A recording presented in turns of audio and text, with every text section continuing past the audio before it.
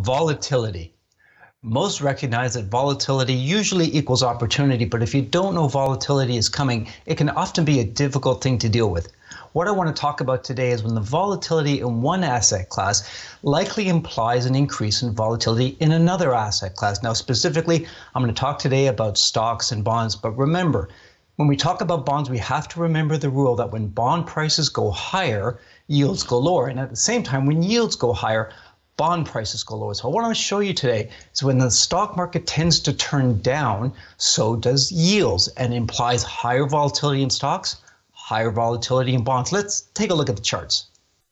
On this chart, you can see the history of the correlation between the S&P and US 10-year yields. And you can see over the last few years, it correlates strongly together, and then that correlation breaks down. It gets to a point where that correlation, where the market is ignoring one another, and then they start to trend together. And it's almost like a very large jagged sine curve. As you can see, the correlation gets to certain levels of tightness and following one another, and then it gets to certain levels of ignoring one another, and it snaps back and forth into place for a couple of months at a time, in generally a pretty consistent fashion, as one would expect between the stock market and yields, or what one might say a flight to quality in the bond market.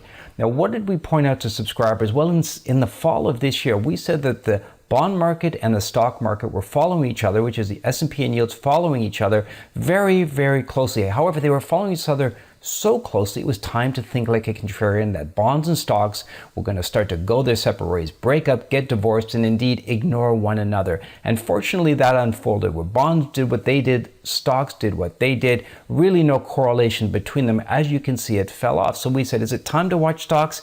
It went from yes to at best, maybe. But what we noticed over the last few weeks, and we pointed out to subscribers, is that stocks and bonds were once again starting to follow each other, getting back together, one could say. So the S&P and yields were starting to move together. Flight to quality of the stock market ran into quite a bit of turbulence. Now, it's an open question whether this correlation will continue to tighten to degrees that'll make us into a contrarian, but for now, it has helped us understand that volatility in the stock market has led to volatility in the bond market. Risk aversion in the stock market has led to higher prices and lower yields in the bond market. Will it continue? Well, we'll keep an eye on it. But remember, these correlations snap back and forth. For now, it does look like it's trending together.